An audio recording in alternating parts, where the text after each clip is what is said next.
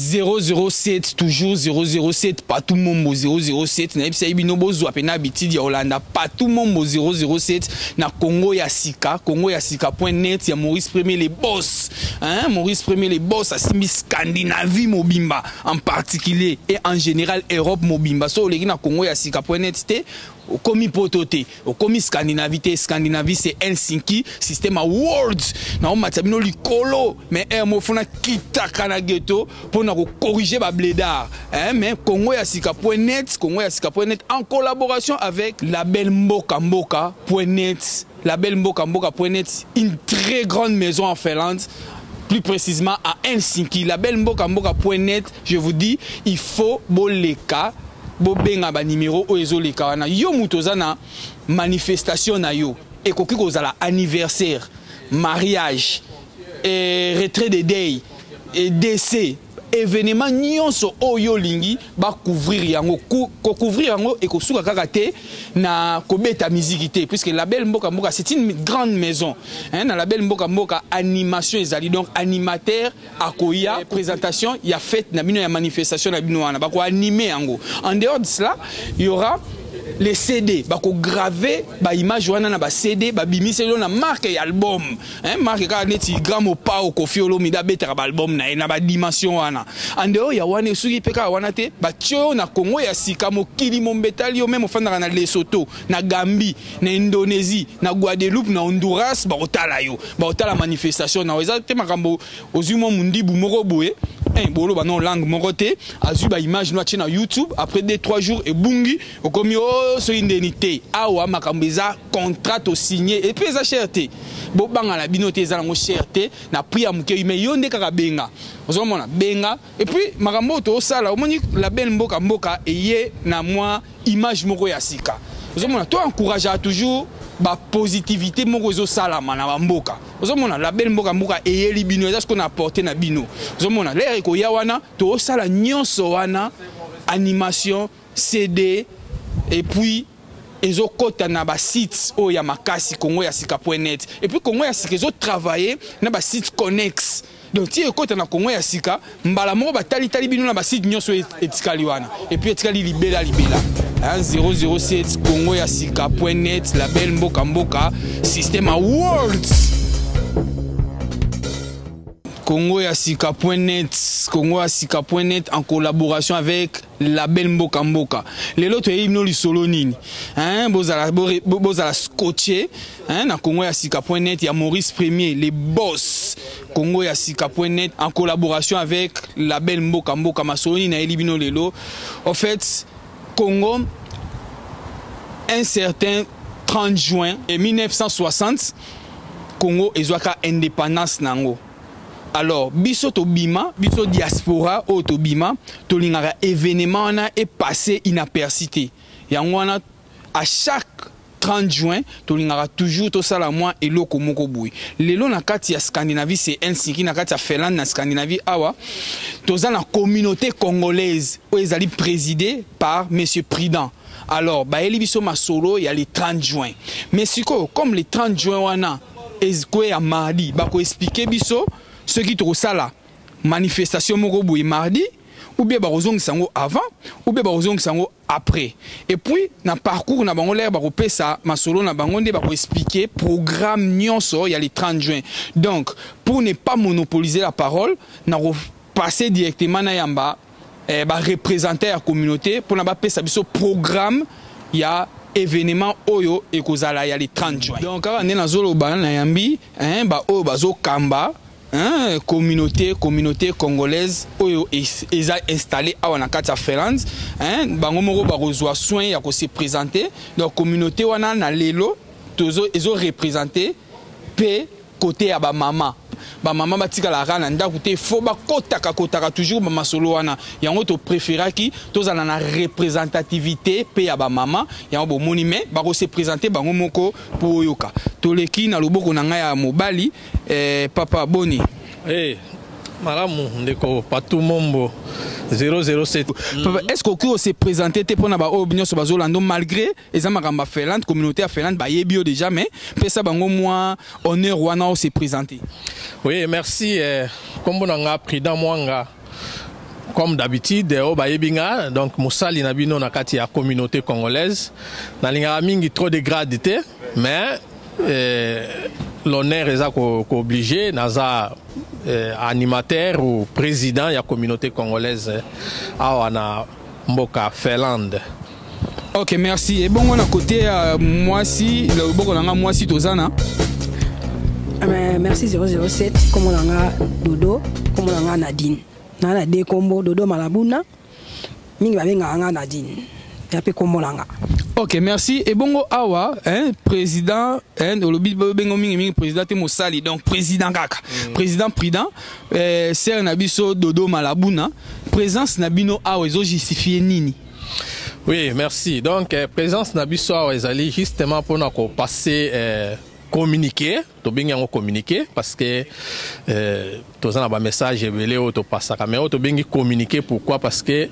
bana moka nous so bayeba donc nous so bengami congolais avant ni na Finlande na ba ami ya Congo bayeba ke biso auto vandi na mboka Finlande c'est à nous ya ko présenter mboka na biso awa c'est-à-dire mboka na biso Congo awa na Finlande bisika to vandi na Finlande donc il faut te présenter Congo na Finlande yango wana comme indépendance ezali jour unique oyo ezana histoire na biso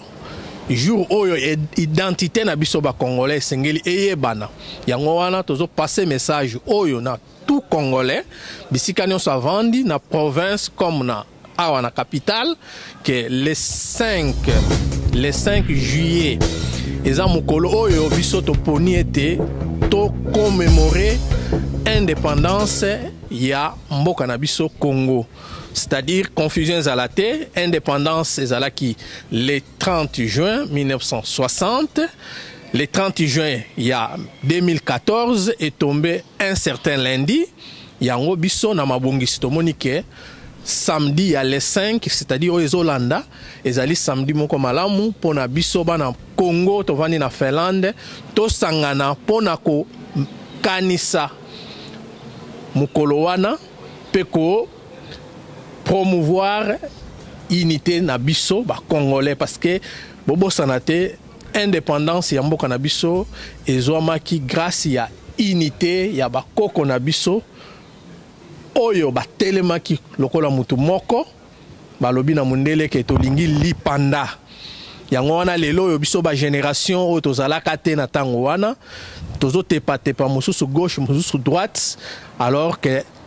tozana leçon ya makasi esengeli to retenir na jour ya indépendance to koma wana président to koma wana pono ko kalisu ko pesa bango leçon makasi mais maman na biso to moni epe awa président sali appel à lobby le 30 juin et ko mardi yango poussi yango les 5 siko yo loba nini pona batu ba se représenter na manifestation na événement na mais au décortiquer kebiso événement ngo et aux en forme nini mais yo loba non pona batu oyo ba fani na bandako ba landi ke non événement moko yo salama yo pona bango loba nini. Merci 007 na zali ko ça appel na nga mingi na bandeko na nga nyonso ba congolais o ba na précisément na Finlande. Vraiment toya ebele eza retrouvaille mo kitoko eza fête na biso ya indépendance ba mboka nyonso basala ngo les 7 nazali na truc na ba Camerounais vraiment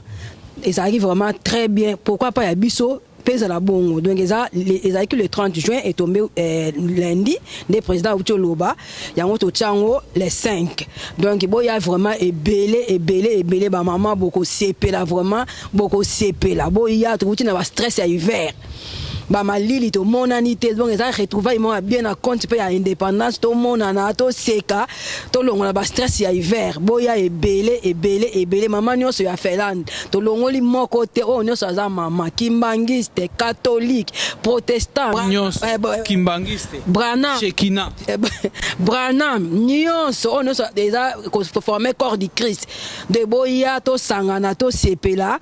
to kabulama vers la Mali na fête na biso ya indépendance et poni mutu moko te biso nyonso jeune fille jeune garçon donc boya ebele boko sepela et bongo ba o nanu ba hésita ko sali mo manifestation moko boya faini na ndaku a Olivier oya na été ba o ba hésita kananu puisque ba lobi e kozala pe kaka boyete ba o ba hésita kanako ko yaka ba manifestation yo ko lobana bango nini omoni problème eza awa internet eza mutu muso avandi kaka ata olobi ya malamu ya tozela ka po afinga donc eza po to éduquer nani donc eza mutra mutaza libre ya kosala choix na ye mais ba oyo baza d'accord to inviter bango ba ya to sepela elongo na bango ba oyo bakoya na bango pe ebele ba mama ya Finlande bakoya na bango ebele ba oyo baza na volonté ya bakoya na bango to sepela biso balata maputa vraiment donc mama prenda ko beta pena dépendre ba mokolo papa ko yaki mayanga pa na dépendre donc teni obligé kuneza maputa eza penza maputa donc jeune fille benda beauté jeune garçon benda beauté donc oh et bon teni pona ba maman bolobi eza maputa bon pona ba papa pona ba papa pe eza soki pe eza na chemise na ya liputa bien ensemble na liputa pona biga papa ebele pe ba congolais bazana na maputa na bango so ba beti yango vedi eza bien et pesa soki toko makasi ba o bazan na bebilamba wana te siko ba osande nini oh baza na bilamba wana te ba ya kaka eza mamba bilamba te mais quand même ça la moi bien toi ta tenir na biso de o azana ngote ata bilamba na ye normal aya nango OK tika OK non te pona toi na question très importante à poser ouais maman na biso auti koloba awa en tout cas boya boko sepela donc ba maman bola ta maputa ka ande ezalaka moi liputa moko ya moi kala ezalaka déjà ozi obeti yango mais so epeza te moi temps ezali nanu bozi maputa bosombi botongisi et oza bien moi uniforme tozala moi uniforme mo bo mais to bosana te depuis 1960 ti lelo so to compter to mona to na 54e anniversaire ya mboka na biso depuis to zwa indépendance yango na to sengi ba vie nyonso oya Helsinki awa ya Finlande nyonso boya to sepela elongo maison la belle mboka ekozala wana ekosala makambo nyonso tozoyebisaka bino donc bokutana na 007 bokutana na DJ ya mboka mutabanda masolo ya ba DJ na mboka oyo aozala na obetela bino muziki ya ba époque wana boko se retrouver franchement na sabino bozanga te pour se retrouver donc mutunyo so fait nanda ku kolexaka atawana te puisque c'est un samedi na ba pourquoi pe donc musala pene ezalate yaka pour se retrouver vie paka na pesi mbote vie paka donc ya yo yango yo vie na biso vie Basile bozi atangwa kala wana kozala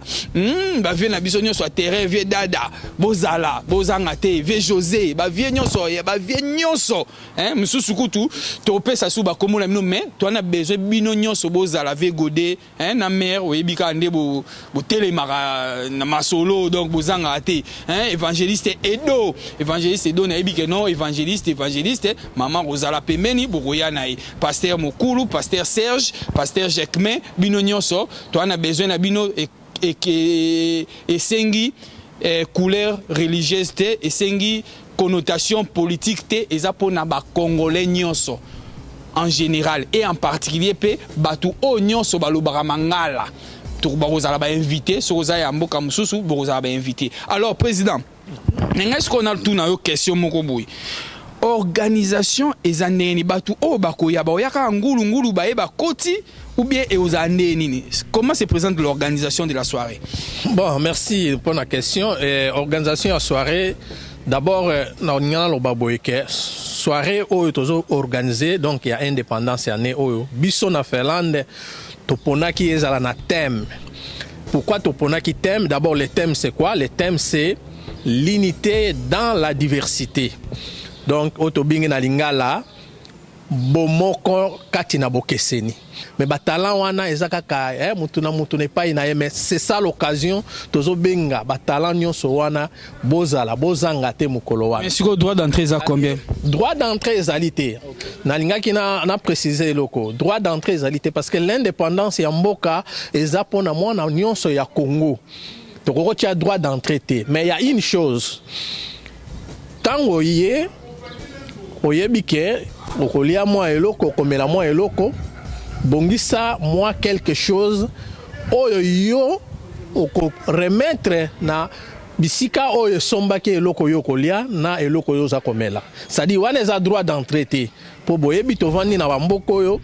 tozwaka subsistance mon côté tozwaka aide mon côté poto matisa culture na biso. Donc tozo bunda na biso moko lokwa tolingi mboka na biso tozo bimisa miki. Mais président na kati yote siko lobi mutu nyonso ayanga pe na okio ya na koti na kati puisque na na rolia na za na mwa de euro nanga ou bien eza na montant moko boye quelconque pour na cotisation eza nango na choix ya mutu ye moko na volonté na e. Justement de euro yo moko yebi ke de euro zo valoir ni na mboka oyo. Donc c'est rien, c'est-à-dire 10 euros pour na buffet, c'est-à-dire na 10 euros au kolia peu au komela. Vous allez comprendre. Donc 10 euros ya pamba, 10 euros c'est rien. Donc wana ezali neti montant ya buffet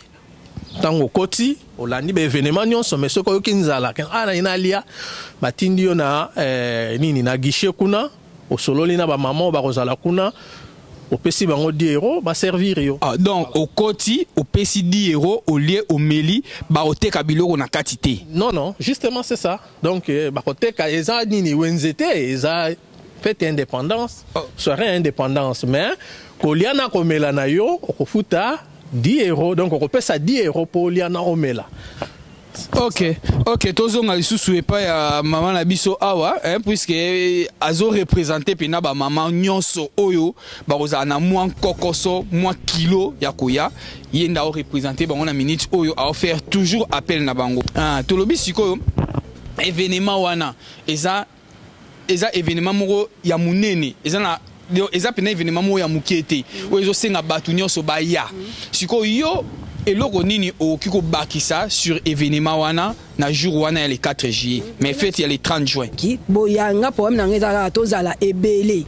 donc omoni ba makambo ko sala ezi ebele vraiment donc ba jeune bien na ebike faire des ans ba jeune bien ba sola bien donc boya to mona ba jeune bien bo bama tant to ba bo mona te ba jeune bien boya ba salon Christopher to na besoin na bino ba mongo bo sala peto mona rango pe ba action que te action bo e donc salon Christopher yé pas bimisi te balobi ba jeune ba yaka la bango mingi eza ba maman nde na ba mona ba biloko yo ba maman nde ba se représentera penza to ke na ba réunion kaka mibali na mibali yo mutu siko za maman yebisa ba maman o ba otala ba yaka na ba événement puisque eza ya bango nyonso puisque na ba événement mingi basi na biso batika la rasima mibali bazora les devant mais oyo eza pona batu nyonso lelo monde ezo évoluer na mboka oyo président azalaka mwasi aleka ozomona bino bolingo tika la simandé trop. Te soy na lobby ba na condamné ba condamné nga ba tout la parce que pas yak. Ça a lancé par appel et pas patron Félandé Félinzoko pour y avoir un soutien à ma casse donc qui dans un événement les 5 juillet vraiment tous a besoin de soutien na yo.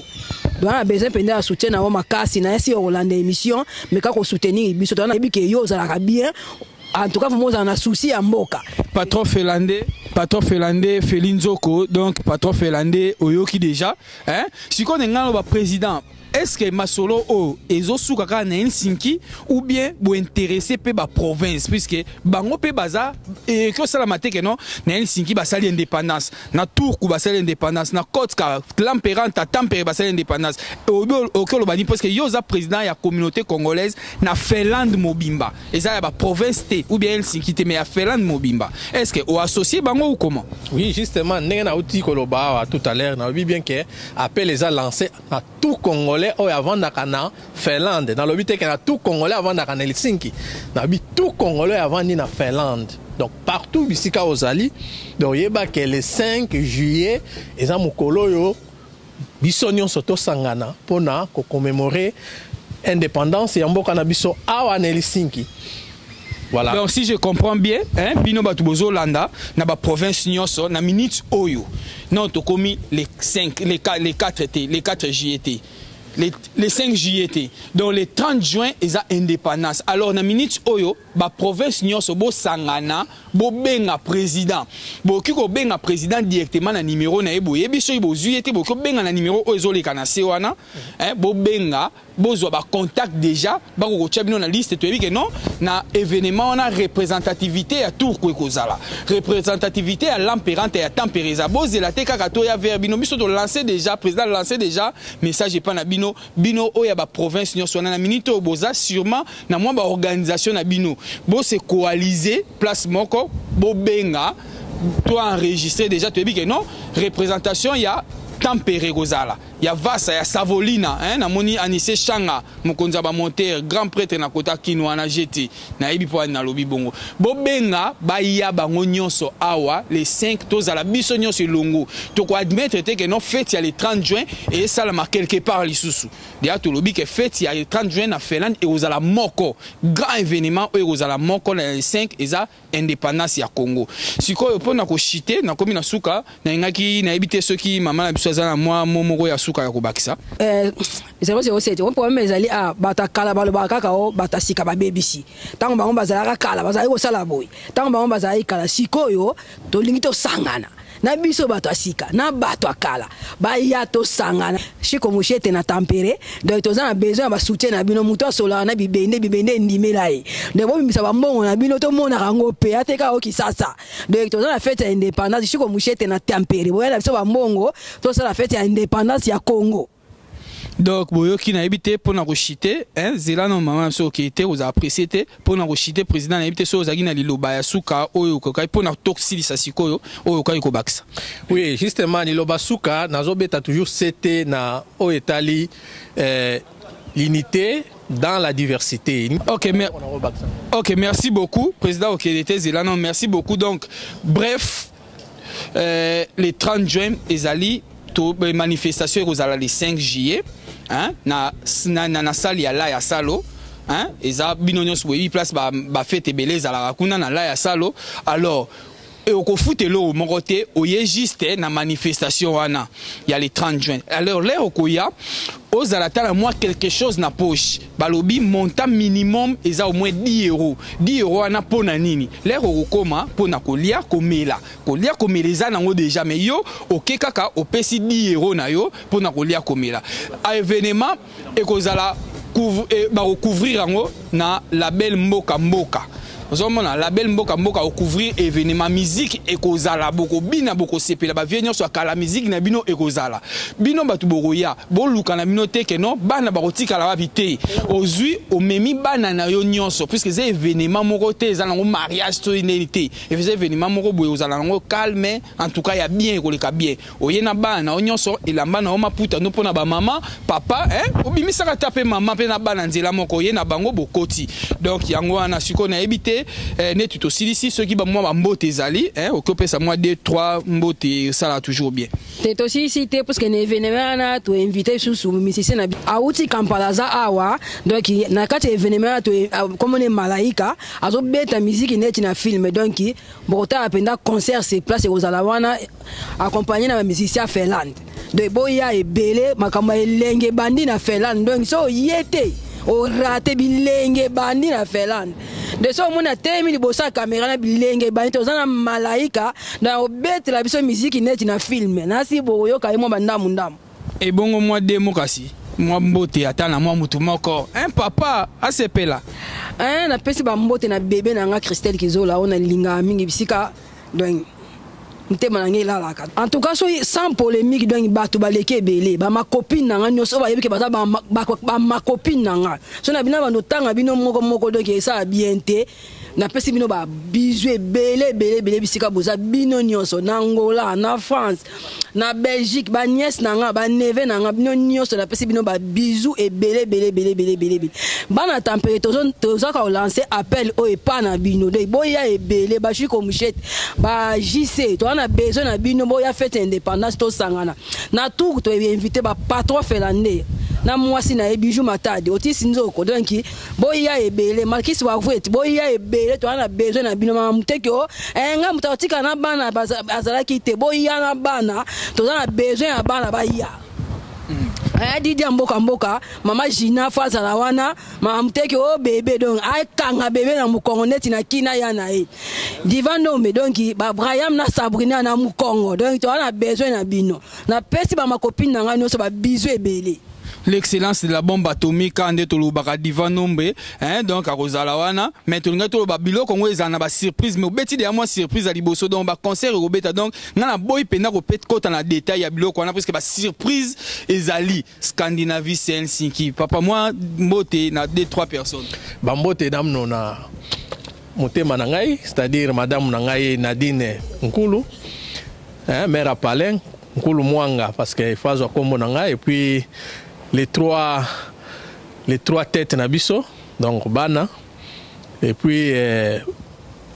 belle famille, pourquoi pas, et Bandeko Nyonso. Communauté congolaise Nyonso. Communauté congolaise Nyonso, parce que Nazali, donc, père, il y a Bana et Belé, il y a population et Belé. Donc, vraiment, on a souhaité, été bien pour la communauté et public, vraiment, tout vivre, quoi, année. Voilà, merci. Merci, donc.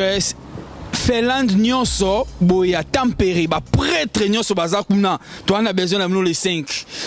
tourku ba prêtre Nyonso bazakuna na cité bino malé na ba émission zo ya ba prêtre Nyonso tourku tempéré kotska source kande na lobaka source bango Nyonso ana baleka kuna blaze papa na ketia forme donc na niveau espace ye world TCT mais bino Nyonso bozala ba Janvier Mbeko Jean-Marie Kotska donc vient na biso. En tout cas, merci. On a invité Nabiso aux Lelo en exclusivité pour la manifestation le 30 juin. En tout cas, merci beaucoup, Président. Merci. Tokutana, la manifestation. Merci Nabino P, donc DJ Mboka Mboka et puis Congo Yassika. Donc, tous ensemble, quoi. Ouais, on est ensemble, maman. Tokutani, les sous. 007. 007 toujours né dans le système World 007 très fort 007 L6 Scandinavie c'est Helsinki bino ba bledaka pamba et puis ba Ferland